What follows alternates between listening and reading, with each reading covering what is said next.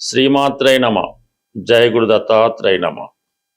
ప్రధానంగా ఎవరి జీవితంలో అయినా ఒక వ్యక్తి, అది స్త్రీయా పురుషుడా ఎవరైనా సరే, వారి జీవితం అంతా ఆనందంగా సుఖ సంతోషాలతో హాయిగా ఉండాలన్నా, సంతానం కలగాలన్నా, సౌభాగ్యం ఉండాలన్నా కంపల్సరిగా వారి యొక్క జన్మజాతకంలో శుక్రగ్రహం యొక్క స్థితిని బట్టి, బలాన్ని బట్టి ఆధారపడి ఉంటుంది. అయితే ఈ శుక్రుడు మగవారి జీవితంలో భార్యాకారకుడు అవుతూ ఉంటాడు. అంటే ఎవరైనా అబ్బాయిల జాతకంలో శుక్రుడు మంచి ఉచ్చులో ఉండి బలంగా ఉంటే వారికి బాగా సౌందర్యవతి, ధనవంతురాలు, గుణవతి అయినటువంటి భార్య రావడం జరుగుతుంది.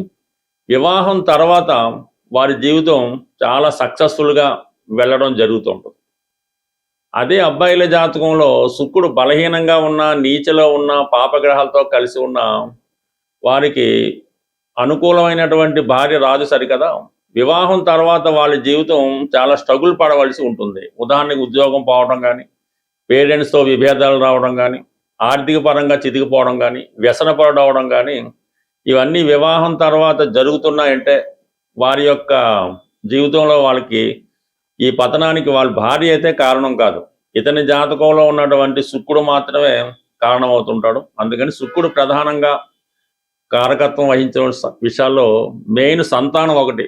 వివాహం తర్వాత సంతానం కలగపోవడానికి కానీ, సంతానం ఆలస్యం అవడానికి కానీ శుక్రుడే కారణం అవుతుంటాడు. అంటే శుక్రకణాలు, అది సైన్స్ పరంగా వెళ్తే అది డెప్త్ సబ్జెక్ట్ అవుతుంది. బట్ ఏదైనా శుక్రుడి బట్టే సంతానం కలుగుతుంది. ఒకరి జీవితంలో పెళ్ళైన తర్వాత మొత్తం అందరూ అమ్మాయిలే, ఆడపిల్లలే పుడుతున్నారు అయినా దానికి శుక్రుడే కారణం అవుతూ ఉంటాడు. లేదా అందరూ అబ్బాయిలే కలుగుతున్నారు అయినా కూడా శుక్రుడే కారణం అవుతుంటాడు. రిపీటెడ్గా గర్భస్రావం జరుగుతూ ఉంటుంది, అంటే ప్రెగ్నెన్సీ పోవడం జరుగుతుంటుంది, 2-3 సార్లు కూడా పోవడం జరుగుతుంటుంది. దానికి కూడా శుక్రగ్రహమే కారణం అవడం జరుగుతూ ఉంటుంది. మనిషి యొక్క జీవితంలో చెడు అలవాట్లకి, వ్యసనాలకి కూడా మరి శుక్రుడే కారణం. అలాగే ఈ రొమాన్స్కి, ఈ లవ్ అఫేర్స్కి, అక్రమ సంబంధాలకి, వాట్ ఎవర్ ఇట్ మేబీ, జీవితంలో ఒక సంతోష గడియలు రావాలన్నా శుక్రగ్రహం బలం ఆధారపడి ఉంటుంది. మరి ఖరీదైనటువంటి వాహనాలకి, అలాగే ఖరీదైనటువంటి నగలకి, వివాహానికి, వివాహం తర్వాత జీవితానికి, శృంగార జీవితానికి కూడా శుక్ర బలాన్ని బట్టి ఆధారపడి ఉంటుంది. ఉదాహరణకి జన్మజాతకంలో, స్త్రీల జాతకంలో శుక్రుడు బలంగా ఉంటే, అంటే మంచి స్వక్షేత్రంలో కానీ, ఉచ్చులో కానీ ఉన్నప్పుడు చాలా వాళ్ళు పవిత్రంగా, మరి చాలా సౌకర్యవంతంగా, పవిత్రంగా, చాలా డీసెంట్ బిహేవియర్తో కలిగి ఉంటారు. అది ఉదాహరణకి ఎంఎస్ సుబ్బలక్ష్మి గారు లాంటి వాళ్ళు, పి సుశీల్ లాంటి వారు, ఎస్ జానకి లాంటి వాళ్ళు జీవితంలో అంటే వాళ్ళు కళారంగంలో కూడా రాణించడం జరుగుతుంది. కాబట్టి ఈ శుక్రుడు బలాన్ని బట్టి కూడా అది రాణిస్తూ ఉంటుంది.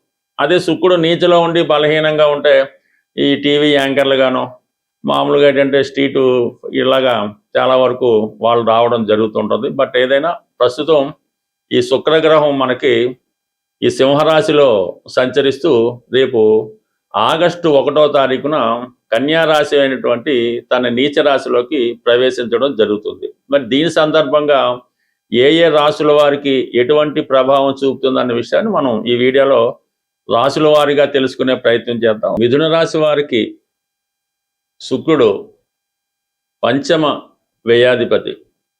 ఒక విధంగా మిథున రాశి వారికి రాశ్యాధిపతి బుధుడు కన్నా శుక్రుడే చాలా బలమైనటువంటి శుభగ్రహం. అందుకని వీరి జాతకంలో శుక్రుడు ప్రస్తుతం 4వ స్థానంలోకి ప్రవేశించడం జరుగుతుంది. ఇప్పుడు ఆగస్టు 1 నుంచి సెప్టెంబర్ 2వ తారీఖు మధ్యలో శుక్రుడు కన్యా రాశిలో ప్రవేశించడం జరుగుతుంది. ఇంచుమించుగా నెలంతా కూడా ఏ గ్రహంతో కలగకుండా సింగిల్గానే ఉండడం జరుగుతూ ఉంటుంది. అయితే మనకి ఈ మిథున రాశి వారికి కోణాధిపతిగా ఉన్నటువంటి శుక్రుడు కేంద్ర స్థానంలో ఉండడం అన్నది ఒక విధంగా ఒక రాజయోగం లాంటిది. సో ఈ కారణం వల్ల 4వ భావ ఫలితాలు మీకు కొంతవరకు అనుకూలించే అవకాశం ఉన్నది. నీచలో ఉన్నప్పటికీ కూడా మీకు వాహన యోగం లాంటిది ఏర్పడుతుంది. ఒక దూర ప్రాంత ప్రయాణాన్ని ఖచ్చితంగా చేస్తారు. దూర ప్రాంతంలో ఉన్నటువంటి తల్లిదండ్రుల్ని కలుసుకోవడం జరుగుతూ ఉంటుంది. గృహంలో పాత వస్తువులు లాంటివి ఏమన్నా ఉంటే డిస్పోజ్ చేసి కొత్త వస్తువులతో గృహాన్ని అలంకరించుకోవడం జరుగుతూ ఉంటుంది. సో ఇది ప్రధానంగా ఈ రాశిలో ఉన్నటువంటి స్త్రీలకి చాలా ఉద్యోగ ప్రయత్నాలు అన్నవి 100% ఫలిస్తాయి. అలాగే సొంత ప్రాంతంలో కాకుండా అది విదేశంలో కానీ దూర ప్రాంతంలో కానీ జరిగే అవకాశం ఉంది. ఎందుకంటే శుక్రుడు ఈ రాశి వారికి వ్యయాధిపతి అవుతుంటాడు. వ్యయాధిపతిగా ఉన్నటువంటి శుక్రుడు 4వ స్థానంలో ఈ బలహీనంగా ఉండడం అన్నది ఇది స్థానచలనం కోరుకున్న వారికి ఇది మరింత బలాన్ని చేకూర్చడం జరుగుతూ అన్నమాట. మరి ఈ కారణం వల్ల మీరు ఏదైనా స్కూల్ మారచ్చు, ఆఫీస్ మారచ్చు, ఇల్లు మారచ్చు, ఏదైనా ప్లేస్ ఆఫ్ చేంజ్ అన్నది ఈ రాశి వారికి తప్పనిసరిగా రావడం జరుగుతుంది. అంటే ప్రధానంగా స్త్రీలకి వారి యొక్క గోచార రీత్యా కానీ లేదంటే దశ అంతర్దశలో ఈ గ్రహాలు ప్లేస్ ఆఫ్ చేంజ్కి సపోర్ట్ చేస్తున్నాయంటే అది వివాహానికి కూడా అనుకూలమైనటువంటి స్థితి అని చెప్తూ ఉంటుంది అన్నమాట. సో ఏదన్నా స్త్రీకి పెళ్లి తర్వాతే కదా స్థానచలనం జరుగుతుంటుంది. ఆ కారణం వల్ల వివాహం కొరకు ఎదురు చూస్తున్నటువంటి స్త్రీలకి వివాహం ద్వారా స్థల మార్పు కోరే అవకాశం ఉన్నది. అంటే ఇక్కడ ఈ కేంద్రంలో ఉన్నటువంటి శుక్రుడి పైన శని యొక్క దృష్టి పడుతుంది. శని కూడా ఈ రాశి వారికి అష్టమ భాగ్యాధిపతి అవ్వటం వల్ల స్ట్రగుల్ కల్పించినప్పుడు కూడా జాతకుడికి అది మంచే జరుగుతుంటుంది. అంటే సడన్గా మీకు ఒక ట్రాన్స్ఫర్ లాంటిది ఇచ్చినా కూడా అది మీకు అనుకూలంగా రావడమే జరుగుతూ ఉంటుంది అన్నమాట. సో ఈ విధంగా శని యొక్క దృష్టి శుక్రుడి మీద పడటం వల్ల స్త్రీలకి ఉద్యోగ అవకాశాలు పెరుగుతాయి. మగవారు అనుకోండి భార్యకి ఉద్యోగం లభించడం జరుగుతుంది. సో దీంతో పాటు గురువు కూడా సపోర్ట్ చేస్తున్నాడు.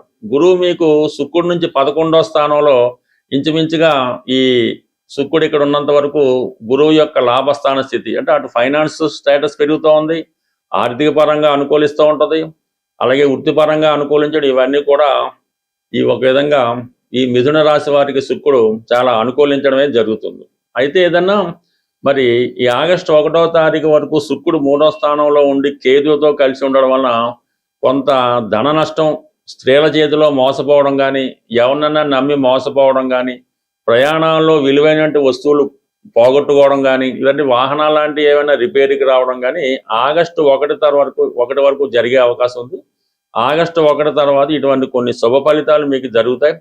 అయితే ఈ సమయంలో మీరు ఒక ఇల్లు మారాలనుకున్నా, ఉద్యోగం మారాలనుకున్నా, కొత్తగా ఏమైనా శుభకార్యాలు లాంటివి చేసుకోవాలనుకున్నా కూడా పెళ్లి వగైరా గృహప్రవేశం చేసుకోవాలనుకున్నా మీరు సెప్టెంబర్ 1వ తారీఖు వరకు మాత్రం కంపల్సరీగా ఆగవలసిందే. ఎందుకంటే శుక్రుడు నీచగా ఉన్నప్పుడు మీరు కొత్త వ్యాపారం ప్రారంభించిన, పెళ్లి చేసుకున్నా, గృహప్రవేశం చేసినా, ఈవెన్ గృహం మారినా కూడా అందులో సరైనటువంటి సౌకర్యాలు లేకపోవడం, ఆర్థిక పరంగా నష్టపోవడం, స్త్రీలకు ఇబ్బంది కలగడం జరిగే సూచనలు ఉన్నాయి. కాబట్టి ఏవైనా మార్పు మాత్రం సెప్టెంబర్ 2 తర్వాత మారదాం, ఈలోగా ప్రయత్నాలు చేసుకుందాం. బట్ ఏదైనా మిథున రాశి వారికి శుక్రుడు ఏదో ఒక స్థిరాస్తినో చరాస్తినో ఇచ్చే అవకాశం ఉంటుంది.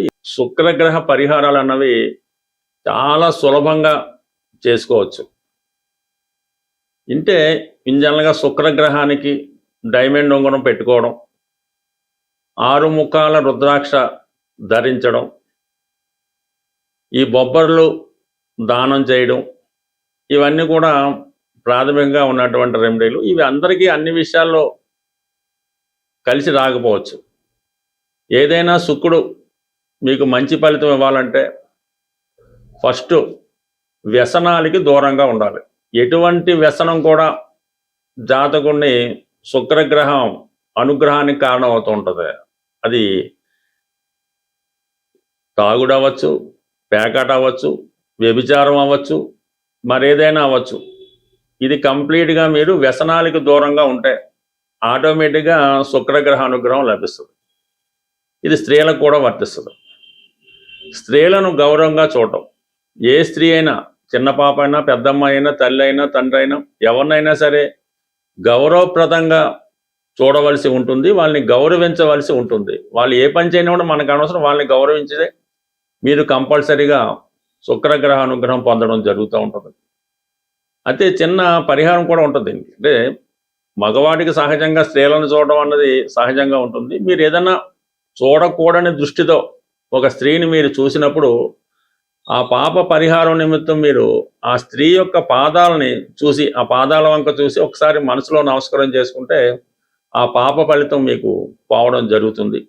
అలాగే ఇంట్లో మనకి పాడైపోయినటువంటి వస్తువులు, అంటే ఒక సంవత్సరంగా మనకి ఉపయోగం లేదు, పాడైపోయిన మోటార్ సైకిల్, ఇరిగిపోయిన కుర్చీలు, ఇరిగిపోయిన అద్దాలు, ఇటువంటి మనకు ఉపయోగం లేదు, ఒక సంవత్సరం పైగా దాన్ని మనం వాడడం లేదు అనుకున్నప్పుడు వాడిని ఎవరికన్నా డొనేట్ చేయడం అన్నది ఉత్తమమైన పని, ఏదైనా అవ్వచ్చు. దాని తర్వాత ఏంటంటే అద్దాలు, ఇంట్లో ఉన్నటువంటి అద్దాలు చాలా క్లియర్ కట్గా నీట్గా ఉండాలి.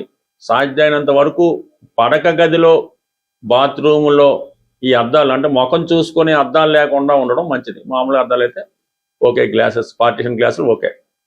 తర్వాత ఇంట్లో ప్రధానంగా పూజ గదిలో ఉంచవలసినవి అంటే మీ యొక్క బీరువాలో దక్షిణావృత శంఖం, చక్కగా మంచి దక్షిణావృత శంఖాన్ని పెట్టుకోవచ్చు. లక్ష్మీ గవలు, అవి విడివిడిగా ఉంచకూడదు. ఒక 8 గవలు ఒక ఎరుపు రంగు సిల్క్ క్లాత్లో మూటగట్టి పెట్టుకోవడం. అలాగే గోమతి చక్రాలు ఒక 8 మీ పూజా మందిరంలోనో క్యాష్ బాక్స్లోనో పెట్టుకోవడం వల్ల అనుకూలించే అవకాశం ఉంది. కంపల్సరిగా మీ పూజా మందిరంలో దేవుడి బల్ల దగ్గర మట్టితో అదే ఈ కుంకుమ భరణలు, చెక్కతో చేసిన కుంకుమ భరణలు ఒక 2 తీసుకోవాలి. ఒక కుంకుమ భరణ ఎప్పుడు కూడా ఇంట్లో ఉండకూడదు, 2 పక్క పక్కన ఉండడం మంచిది. ఒక కుంకుమ భరణలో పసుపు, మరొక కుంకుమ భరణలో కుంకుమ, సింధూరం, అంటే ఈ 2 కూడా పక్క పక్కనే పెట్టి అవే అమ్మవారి రూపంలో మీరు పూజించడం వల్ల కూడా మీకు అనుగ్రహం కలుగుతుంది. అలాగే మరి ఈ పూర్వకాలంలో చేట, ఈ ఎదురు బద్దలతో చేసిన చేట ఉండేది, ఇప్పుడు వాడకం అది తగ్గిపోయింది. కంప్లీట్గా మీ ఇంట్లో మాత్రం పూజా మందిరంలోనో మీ వంటగదిలోనో ఎక్కడో దగ్గర మాత్రం ఒక చేట అన్నది కంపల్సరీగా ఉంచవలసి ఉంటుంది. దానికి అలా కొత్తది కొన్న పశుపతి రాస్తూ ఉంటారు, ఆ విధంగా ఒక చేట మీ ఇంట్లో ఉంచడం. ఈ పూర్వకాలంలో ఈ ధాన్యం అది కొలుచుకునే ఈ కొంచెం సేరు, అర్ధ సేరు తవ్వ అని ఉండేవి. మీ యొక్క స్థాయిని బట్టి అది వెండిదైనా పర్లేదు, ఇనపదైనా పర్లేదు, ఒక కొంచెం కానీ కొలిసే సాధనం అది ఒక డిజైన్ ప్రత్యేకంగా ఉంటుంది. అది కూడా మీ యొక్క పూజా మందిరంలో కానీ స్టోర్ రూమ్లో కానీ ఇది ఉంచుకోవడం వల్ల కూడా మీకు లక్ష్మీప్రదంగా రావడం జరుగుతుంటుంది. అయితే శుక్రవారం, శనివారం ఏం చేస్తుంటే ఈ ఇంట్లో ఎక్కువ స్టీల్ పాత్రలు వాడతాను. ఈ మధ్య తాగడానికి గ్లాసులు స్టీలే, ఇంట్లో కంచాలు స్టీలే ఉన్నాయి కాబట్టి కనీసం శుక్రవారం, శనివారం ఈ స్టీల్ పాత్రలను వాడటం పక్కన పెట్టి ఈ అరిటాకులో కానీ ఇస్త్రాకులో కానీ భోజనం చేయడం. తాగడానికి గ్లాసు వెండిది లేకపోతే కనీసం గాజు గ్లాస్ కానీ కేవలం మట్టి గ్లాస్ అయినా వాడటం వల్ల అవి లక్ష్మీప్రదంగా ఉండడం జరుగుతుంది. ఫైనల్గా బెస్ట్ రెమెడీ ఏంటంటే అది మీరు సంసారం చేసుకున్నటువంటి కుటుంబంలో కానీ వ్యాపార సంస్థలో కానీ ఏ సంస్థలో అయినా సరే మీరున్నటువంటి నివాస స్థలంలో ఈశాన్య భాగంలో మట్టి కుండతో పూజ అవ్వచ్చు, మట్టి కుండ అవ్వచ్చు, అది ఎండాకాలం చలికాలం పక్కన పెట్టి నిత్యం ఆ మట్టి కుండలో నీళ్లు నిల్వ చేసుకొని ఆ వాటర్ని మీరు వాడచ్చు. వేరే విధంగా పూజకు ఉపయోగించుకోవచ్చు. ఈ మట్టి కుండలో నీరు ఈశాన్య భాగంలో పెట్టడం వల్ల మీకు భూతత్వం యాక్టివేట్ అయ్యి నిత్యం ఆ సంస్థ, ఆ గృహం కలకలాడుతూ ఉంటుంది. స్వస్తి.